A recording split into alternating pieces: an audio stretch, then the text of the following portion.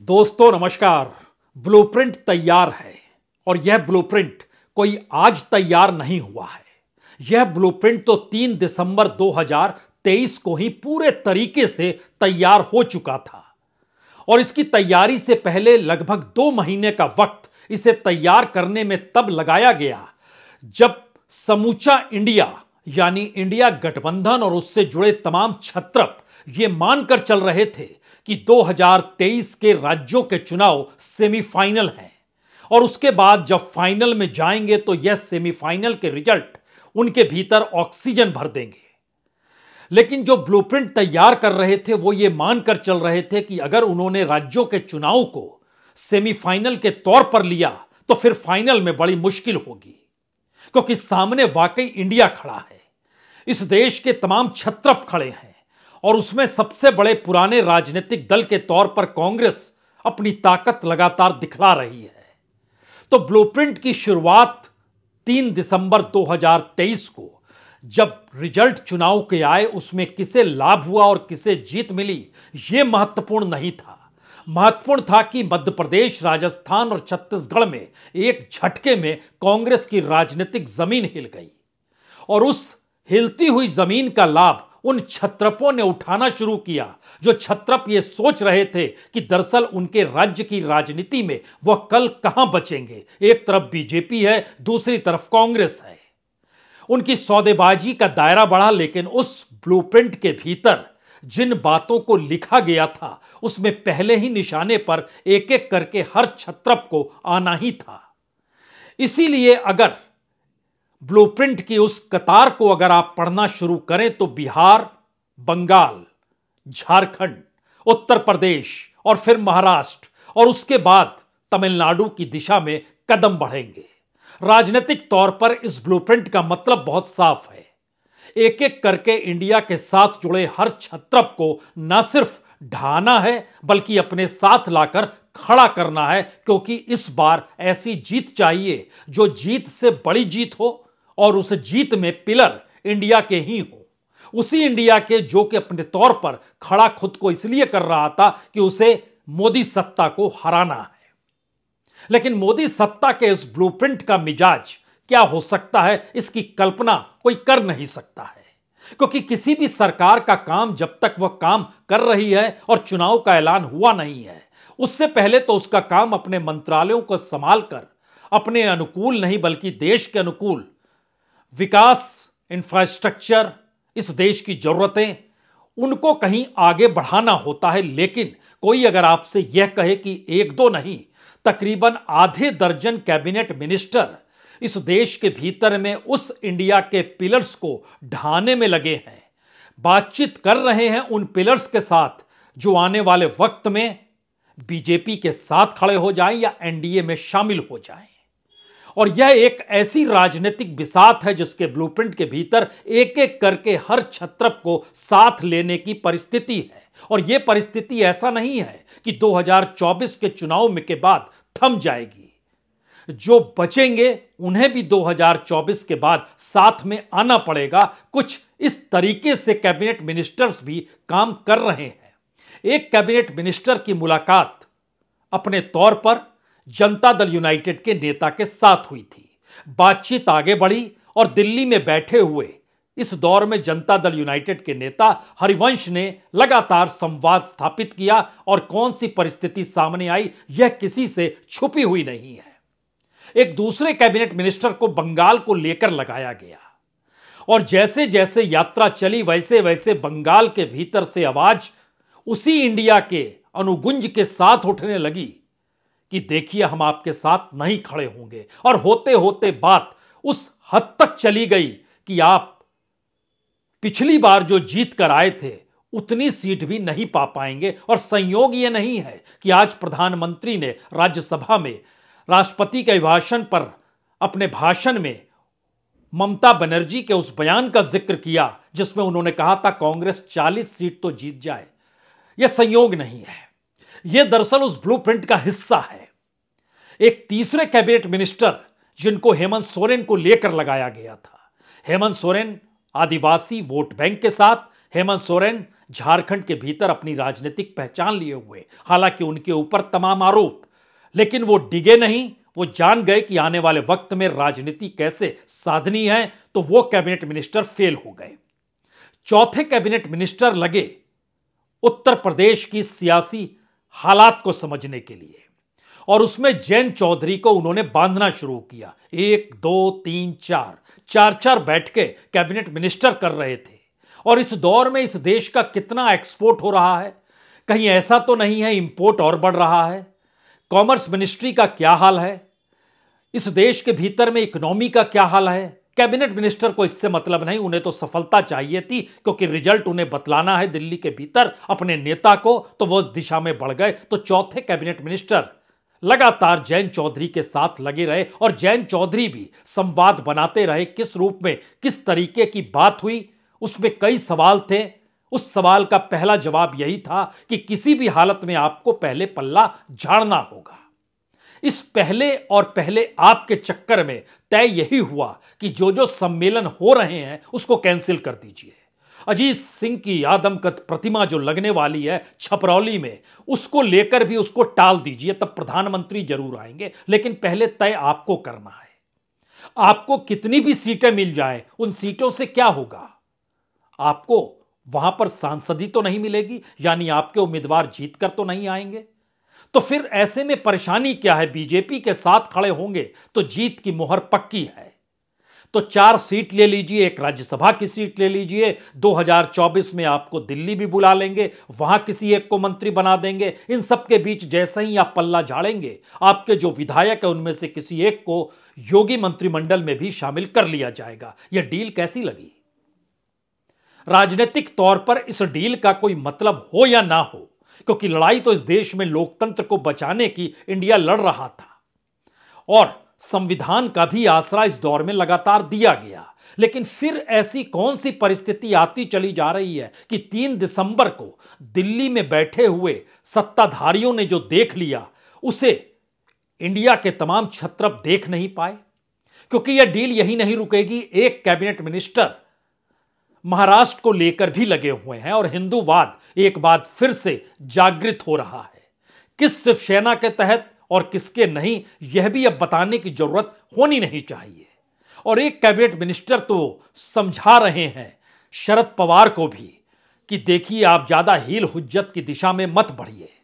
चुनाव आयोग फैसला दे चुका है, आप अपने नए नामों को दीजिए और एक प्लेयर के तौर पर सिर्फ मजबूत रहिए, क्योंकि स्थिति आपकी महाराष्ट्र नहीं बल्कि बारामती में भी डगमगा जाएगी, और डगमगा सकती है, इसके लिए हम बैठे हैं। एक ऐसे ब्लूप्रिंट की यह पूरी की पूरी तैयारी है जिसमें बिसात दर बिसात आप परखते चले जाइएगा, तो हो सकता है आपकी हथेली में आखिर में सिर्फ और सिर्फ एक ही नाम और एक ही चेहरा बचे, जो आज चुनाव से पहले यह कहने से कतरा नहीं रहे थे कि अब तो लोग कहने लगे हैं मोदी 3.0, सबका साथ सबका विकास। और यह सबका साथ दरअसल इस देश के, इंडिया के छत्रपों का साथ है, और विकास का मतलब सिर्फ एक ही पॉलिटिकल पार्टी के होने का मतलब है। ऐसी जरूरत क्यों पड़ी है? हमें लगता है एक बात आज प्रधानमंत्री मोदी की सुन लेनी चाहिए जब वो कहते हैं 3.0। आदरणीय सभापति जी, सबका साथ सबका विकास ये नारा नहीं है, ये मोदी की गारंटी है। हमारी सरकार का तीसरा टर्म दूर नहीं है।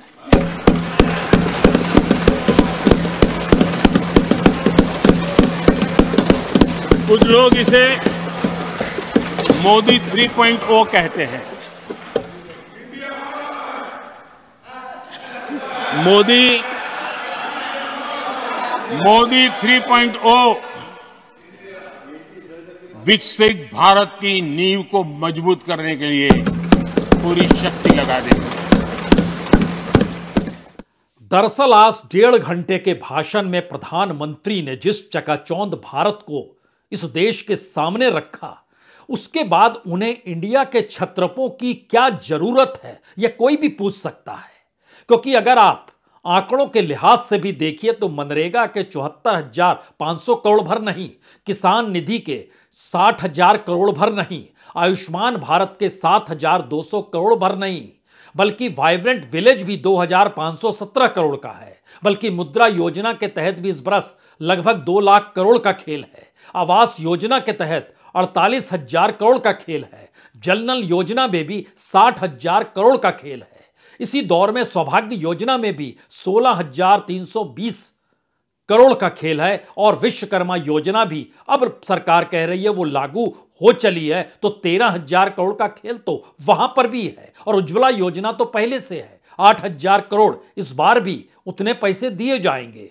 इतना सब कुछ है, बावजूद इसके क्यों चाहिए ममता बनर्जी, क्यों चाहिए थे नीतीश कुमार, क्यों चाहिए जयंत चौधरी, क्यों चाहिए महाराष्ट्र के भीतर शिवसेना को तोड़ना और एनसीपी को तोड़कर अब उन्हीं के नेताओं को साथ लाने का प्रयास करना, और आने वाले वक्त में क्यों चाहिए स्टालिन के ऊपर के तमाम केसेस को खोलने की परिस्थिति जो ब्लूप्रिंट में दर्ज है, जब सब कुछ आपके सामने है, इतनी उपलब्धियों के साथ हैं, तो नीतीश कुमार के बदले क्या आपको बिहार में जीत नहीं मिलेगी? नहीं मिलेगी। जयंत चौधरी के जरिए क्या आपको, अगर वो साथ नहीं होंगे तो पश्चिमी उत्तर प्रदेश में मुश्किल हो जाएगी, मुश्किल हो जाएगी।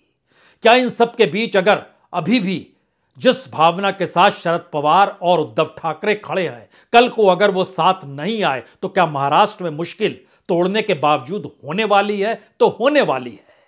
और चंद्रबाबू नायडू को लेकर भी एक कैबिनेट मिनिस्टर लगाए गए हैं जो तालमेल बैठा रहे हैं कि आंध्र प्रदेश और तेलंगाना दोनों जगहों पर किस तरीके से टीडीपी का कैडर बीजेपी के साथ मिलकर संघर्ष करता हुआ नजर आए। और इन्हीं परिस्थिति में बीजेपी के नेता और एक दूसरे कैबिनेट मिनिस्टर लगे हुए हैं कि किस तरीके से जो इंडिया में शामिल नहीं है, उसमें नवीन पटनायक हो, उसमें जगन रेड्डी हो, उसमें चंद्रशेखर राव हो, सबको कैसे सहेजना है और किस रूप में साथ लेना है। और इसी प्रक्रिया के भीतर कर्नाटक तक में तो आपको देवगौड़ा की जरूरत पड़ गई। तो एक तरफ पूरा का पूरा उपलब्धियों का खाका है और दूसरी तरफ नेताओं की पूरी फौज है जो चाहिए तभी 3.0 होगा। लेकिन इस देश का सच क्या है?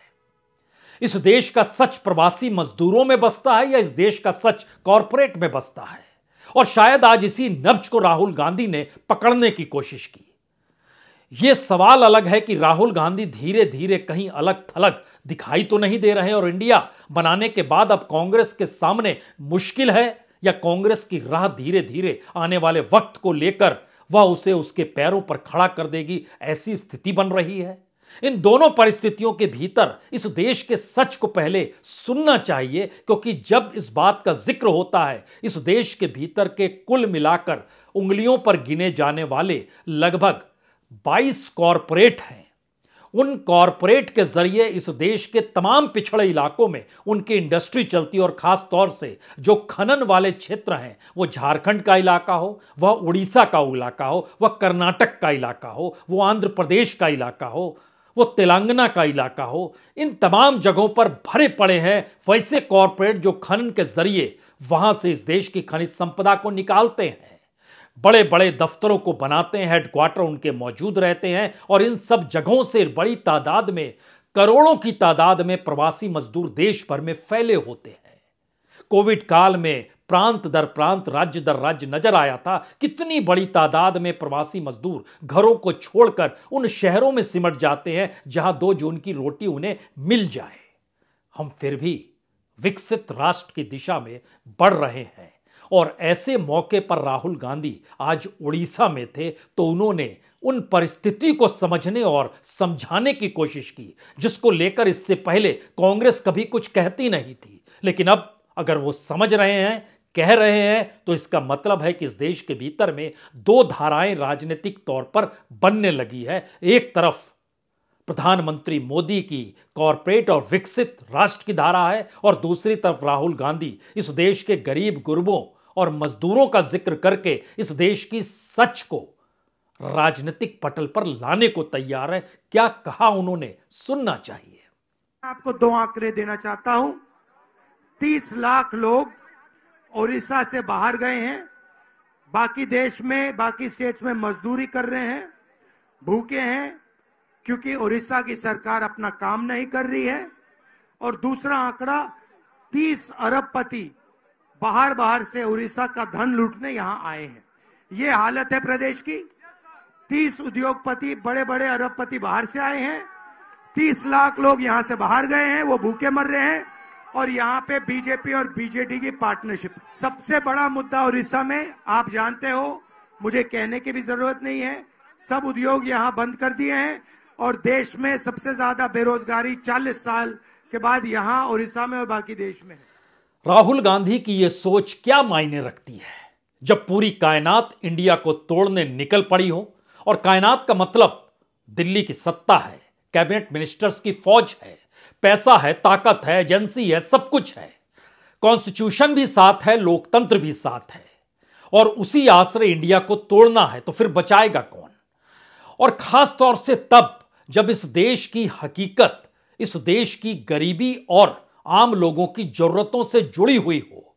तो ऐसे में एक सवाल इस दौर में बड़ा होगा, क्या वाकई नेता अगर कल तक इंडिया के साथ था और नेता आज अगर एनडीए के साथ है, तो क्या जनता भी कल इंडिया के साथ थी और आज एनडीए के साथ होगी? यह सवाल शायद इस बार नजर आ सकता है, क्योंकि नेता अगर टूट रहे हैं, जनता बिखर रही है या जनता एकजुट हो रही है, यह सवाल उसके भीतर का है।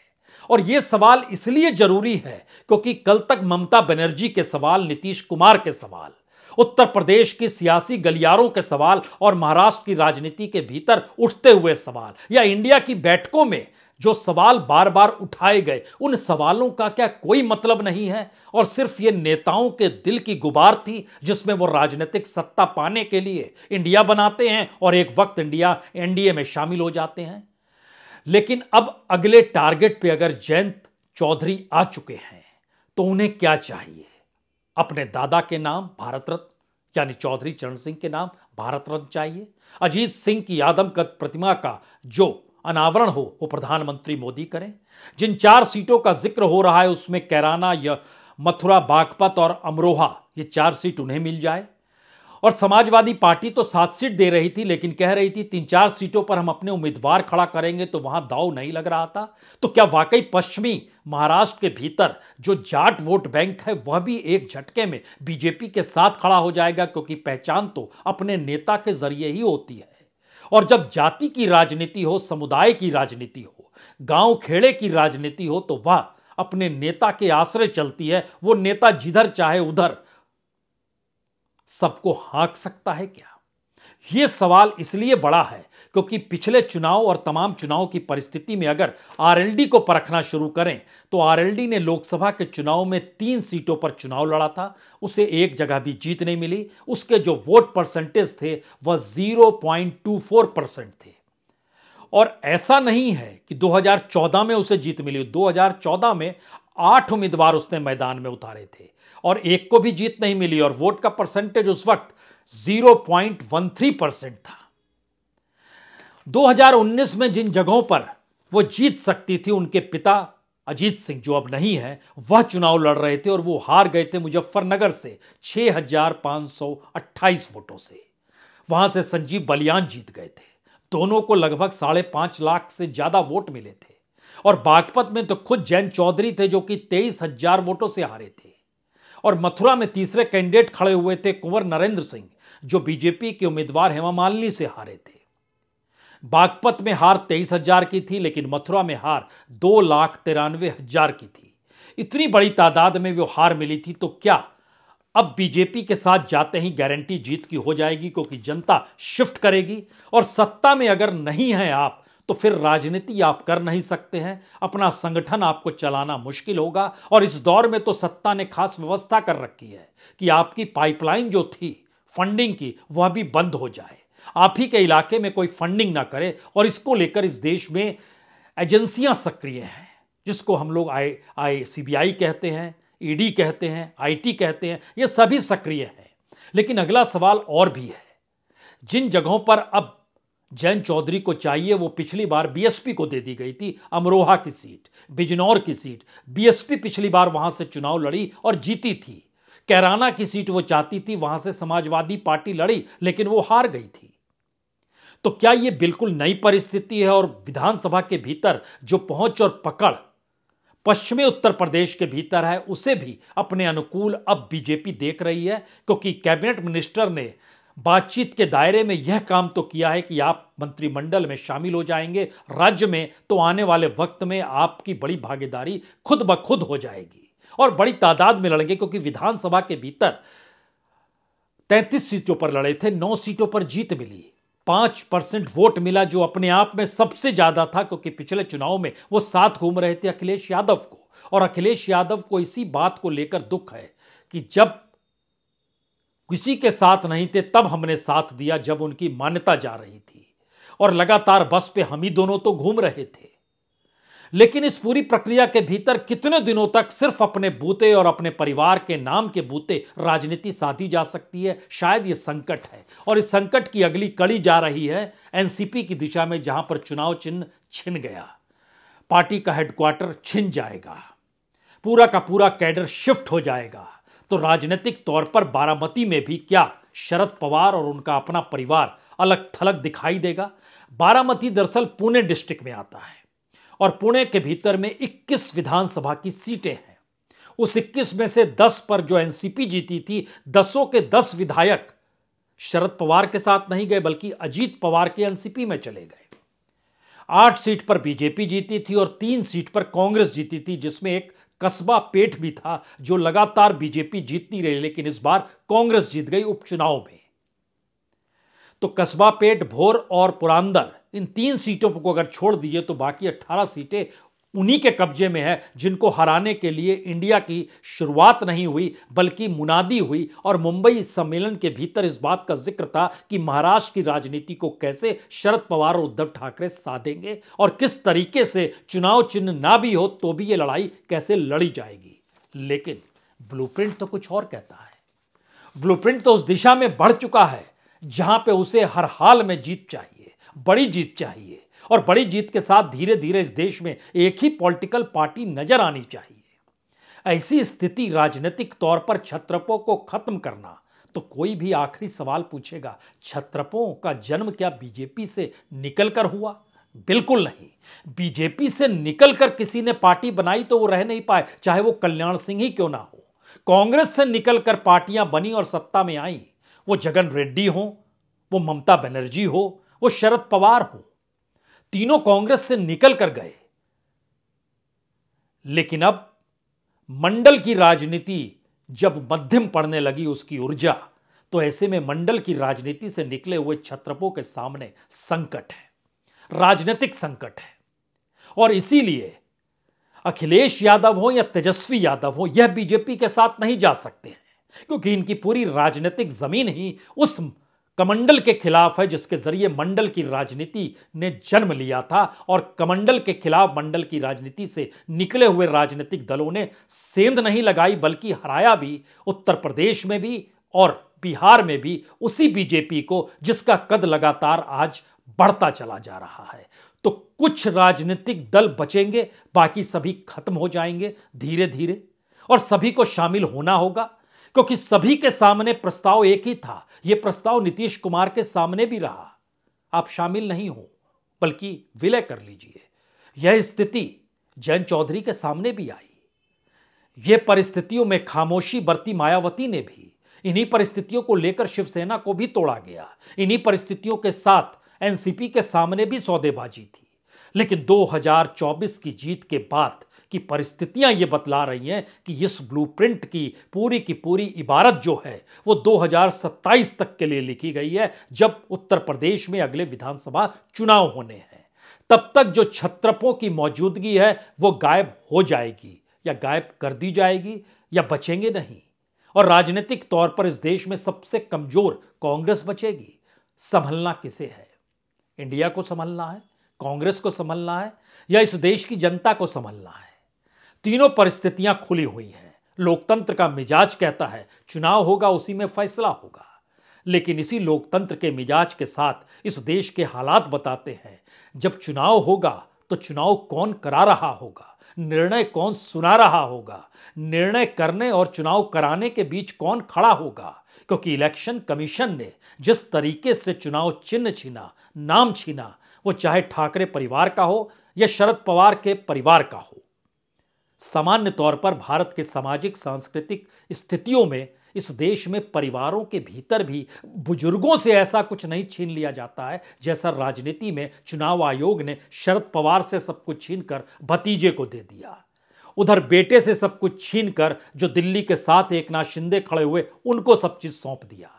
तो फिर उस लोकतंत्र का मिजाज भी एक बार जानना समझना तो होगा और इस देश की उस हकीकत को भी समझना होगा जिसमें इस देश के भीतर में करोड़ों की तादाद में मजदूर और उंगलियों पर गिने जाने वाले कॉरपोरेट, जिनकी ताकत इस देश के करोड़ों अरबों मजदूरों को अपने अनुकूल ढालने की है और हाँकने की है। राजनीति का मिजाज नया यही है। सिर्फ इस ब्लूप्रिंट के हर शब्द को पढ़ना शुरू कीजिए, तब आप समझ जाएंगे इस बिसात पर आने वाले वक्त में कौन बचेगा और कौन नहीं बचेगा, तो क्यों नहीं बचेगा। बहुत बहुत शुक्रिया, बहुत बहुत शुक्रिया।